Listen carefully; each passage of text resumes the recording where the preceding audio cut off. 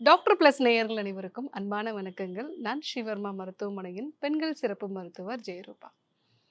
சமீப நாட்களா இந்த ஐபிஎஸ் தொந்தரவுனால பாதிக்கப்படக்கூடிய யங்ஸ்டர்ஸ், இளைஞர்களோட எண்ணிக்கை ரொம்ப அதிகமா இருக்குன்னே சொல்லலாம். நெறைய பேருக்கு இது இரிட்டபிள் பவல் சிண்ட்ரோம்னே தெரியாமலே அதற்காக வேறு வேறு வகையான மருந்துகள் எடுத்துக்கொள்ளக்கூடிய விஷயங்களையும் நம்ம பார்க்குறோம். சாப்பிட்ட உடனே மோஷன் போணும் போல ஒரு உணர்வு இருக்கிறது. மெயினா காஃபி, டீ குடிச்சா கூட இம்மீடியட்டா மோஷன் போணும் போல ஒரு உணர்வு இருக்கிறது. இது நெறைய பேருக்கு இருக்கு. இதுவும் ஐபிஎஸோட முக்கியமான சிம்ப்டம். 2வது விஷயம், காலையில எழுந்திரிச்சு ஒரு வாட்டி மோஷன் போயிடுவாங்க. அதுக்கப்புறம் காஃபி குடிச்ச உடனே திருப்பி ஒரு வாட்டி மோஷன் போவாங்க. மார்னிங் பிரேக்ஃபாஸ்ட் எடுத்த பிறகு திருப்பி ஒரு வாட்டி மோஷன் போவாங்க. வீட்ட விட்டு கிளம்புறதுக்கு முன்னாடி ஒரு வாட்டி. ஸோ மார்னிங் டைம்ல மட்டும் 2, 3 வாட்டி மோஷன் போறது. ஒவ்வொரு வாட்டியும் மோஷன் போன பிறகும் கம்ப்ளீட்டான ஒரு உணர்வே இல்லாம இருக்கிறது. ஸோ ஃபுல்லா நமக்கு வெளிய போயிடுச்சு அப்படிங்கிற ஒரு உணர்வு இல்லாம இருக்கு அப்படின்னா, இதுவும் ஐபிஎஸோட ஒரு முக்கியமான அறிகுறி தான். 3வது விஷயம், அடி வயித்துல எப்பவுமே ஒரு அசௌகரியம் இருக்கு. இடது பக்கமா ஒரு அசௌகரியம் இருக்கு. சாப்பிட்ட பிறகு ஒரு வயிறு உப்புசமாகுது. இல்ல அந்த அடி வயித்துல ஒரு அசௌகரியம் இருக்கு அப்படின்னா, இதுவும் ஐபிஎஸோட முக்கியமான அறிகுறி.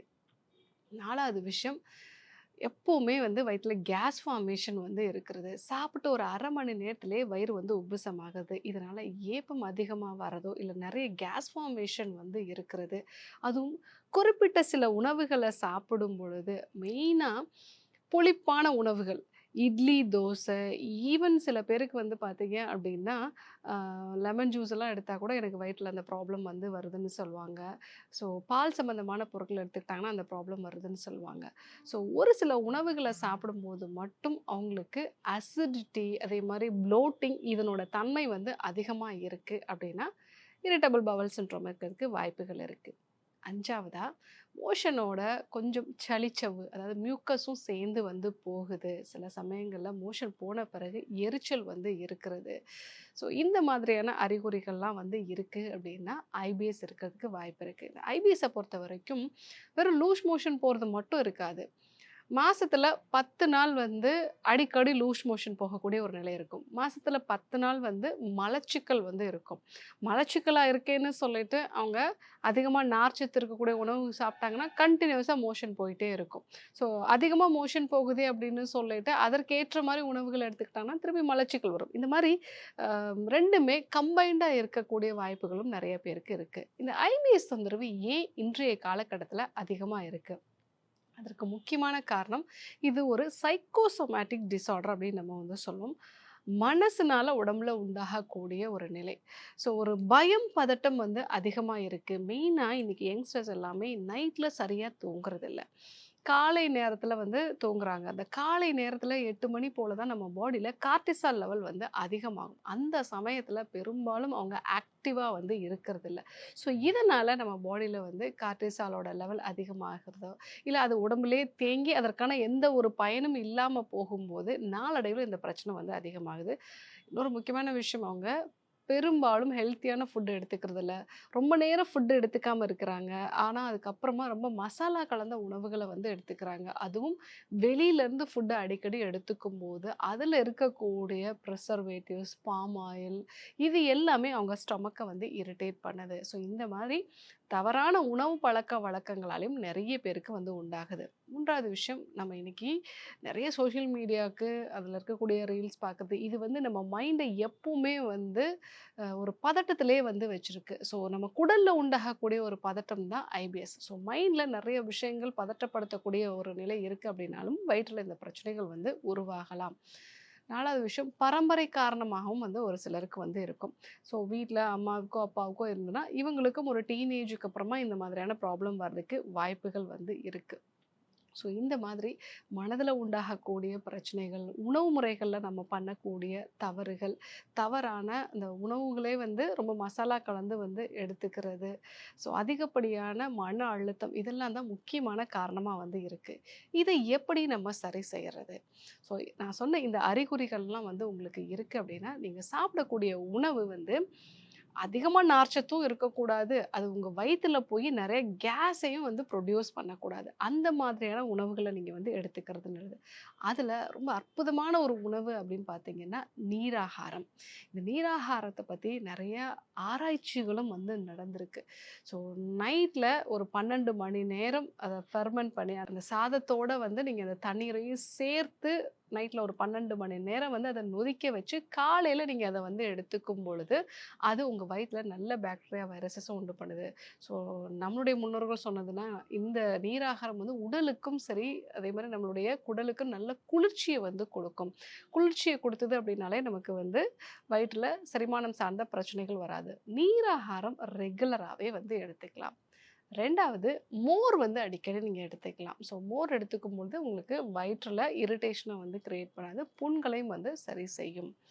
ஸோ 3வது வேக வச்ச கேரட் வந்து ஜூஸ் மாதிரி பண்ணியோ, இல்ல வந்து அப்படியே வந்து அத வந்து மென்னு சாப்பிடலாம். ஸோ இந்த கேரட்டும் வந்து உங்களுடைய வயிற்று பகுதியில இருக்கக்கூடிய புண்கள் ஆற்றும். அதே சமயத்தில இதில இருக்கக்கூடிய நார்ச்சத்து வந்து அதிகமா வந்து கேஸ ப்ரொடியூஸ் பண்ணாது.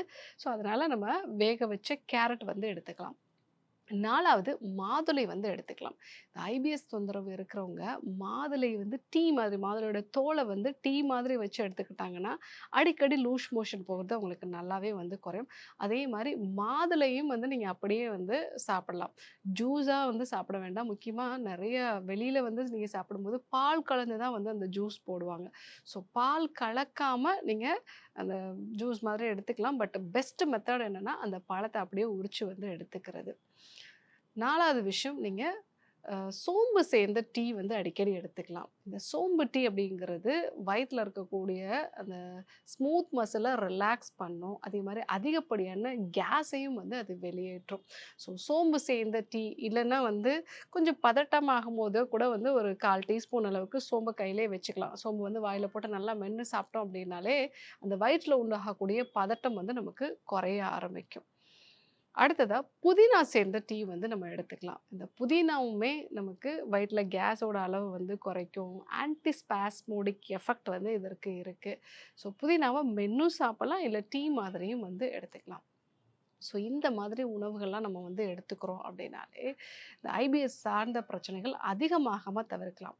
இது கூட கண்டிப்பா சுவாச பயிற்சிகளையும், தியான பயிற்சிகளையும் பண்ண வேண்டியது அவசியம். ஸோ இந்த ஐபிஎஸ்ஸ பொறுத்தவரைக்கும் உணவு முறைகள் ரொம்ப அவசியம். அது கூட லைஃப் ஸ்டைலையும் நம்ம கரெக்ட்டா வந்து மெயின்டெயின் பண்ணணும். கரெக்ட்டான நேரத்தில, ரெகுலரா ஒரே நேரத்தில வந்து நம்ம சாப்பிடணும். அதேபோல சன்லைட் எக்ஸ்போஷர் ஆகுறது, நம்மள பதட்டப்படுத்தக்கூடிய விஷயங்கள் வந்து கொஞ்சம் விலகி இருக்கிறது. ஸோ நெறைய பேருக்கு இந்த ஐபிஎஸ் எப்படி வரும் அப்படின்னா, வீட்ல யாராவது ஒரு நபர் கொஞ்சம் வாய்ஸ ரைஸ் பண்ணக்கூடிய ஒரு நபரா வந்து இருப்பாங்க. ஸோ அந்த மாரி சத்தம் அதிகமா கேட்டாலே இவங்களுக்கு அந்த பிரச்சனை வந்து ஸ்டார்ட் ஆயிடும். முடிஞ்ச மட்டும் அதுலேருந்து கொஞ்சம் விலகி இருக்கிறது. இல்ல எந்தெந்த சிச்சுவேஷன்ல இவங்களுக்கு அந்த பிரச்சனை அதிகமாகுதோ, அத வந்து நம்ம மைண்டுக்கு பழக்கப்படுத்திக்கிறது. ஸோ சத்தம் அதிகமானாலும், அதனால நமக்கு பெரிய பாதிப்பு இல்ல அப்படிங்கிறத மைண்டுக்குள்ள கொண்டு வந்து சில வகையான சிகிச்சை முறைகள் இருக்கு. இதெல்லாம் நம்ம ஃபாலோ பண்ணோம் அப்படின்னாலே, ஐபிஎஸ் சார்ந்த பிரச்சனைகள்ல நல்ல ஒரு மாற்றம் வந்து இருக்கும். ஸோ இன்னைக்கு நிறைய யங்ஸ்டர்ஸை பாதிக்கக்கூடிய இரிட்டபிள் பவல் சிண்ட்ரோம். ஸோ இந்த பிரச்சனை எப்படி நம்ம உடம்புல உருவாகுது? இதற்கான அறிகுறிகள்லாம் என்ன? என்ன உணவு முறைகள நீங்க வந்து ஃபாலோ பண்ணணும்? என்னென்ன வாழ்வியல் முறை மாற்றங்கள நீங்க கொண்டு வரணும்? அப்படிங்கிறத நம்ம இன்னைக்கு பார்த்தோம். ஸோ இதற்கு மருந்துகள் என்ன எடுத்துக்கணும் அப்படின்னா, அமிர்தல்ஸ் வகையான கேப்சூல்ஸ். உணவுக்கு முன்னாடி 2, 2 கேப்சூல். உணவுக்கு அப்புறமா மானச சஞ்சீவி ரசாயனம். இந்த 2 மருந்து காம்பினேஷனோட நான் சொன்ன மத்த உணவு முறை மாற்றங்கள், வாழ்வியல் முறை மாற்றங்கள் இதெல்லாமே நீங்க வந்து ஃபாலோ பண்ணலாம். வில்வாதி லேகியமும் சேர்த்து எடுத்துக்கலாம். இதெல்லாம் நீங்க வந்து எடுத்துக்கும்போது ஐபிஎஸ்லேருந்து நல்ல ஒரு மாற்றத்த வந்து பார்க்கலாம்.